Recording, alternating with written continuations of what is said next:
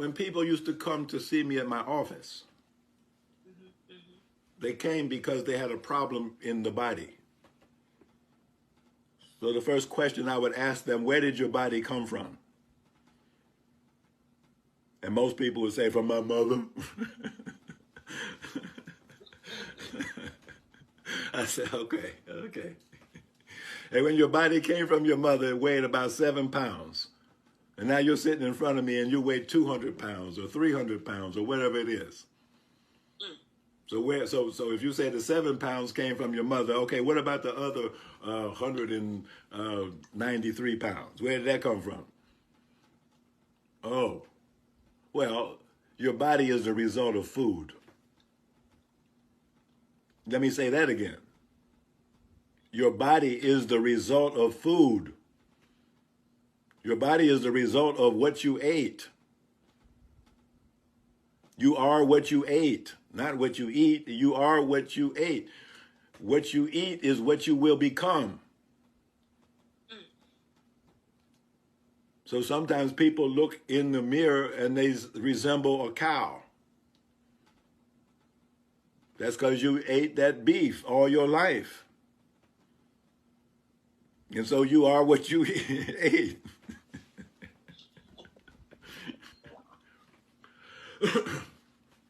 So now the body is the result of food. That's why drugs don't work. And that's why most herbs don't work. The body is not the result of herbs. The body is not the result of drugs. The body is the result of food.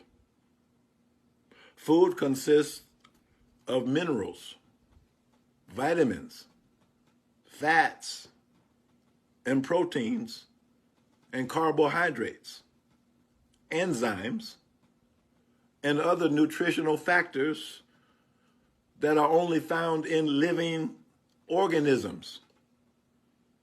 So food has to be alive. Food is never a dead substance. Food can never be a chemical concoction. Food has to be alive. It has to be a living plant. It has to be a living animal. Life, in other words, feeds on life. Life does not feed on death. If you eat something that is dead, then you will become more dead.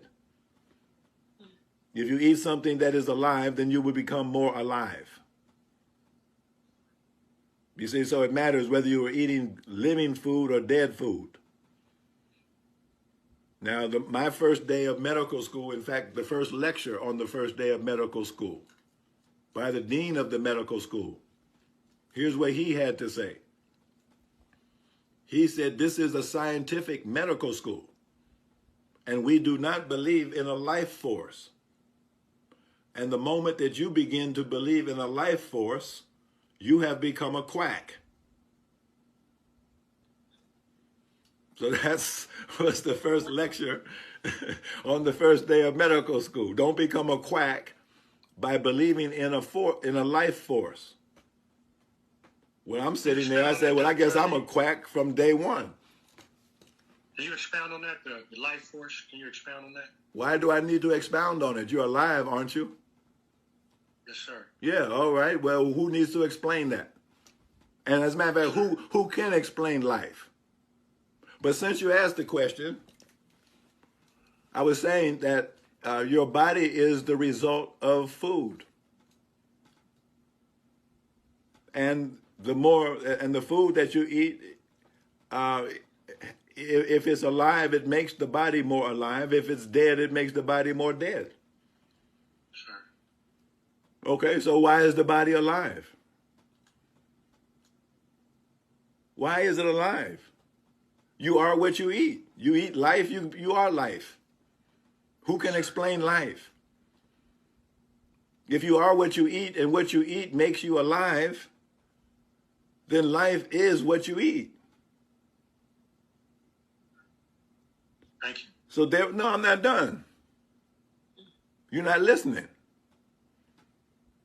Because you would think I'm just I'm double talking.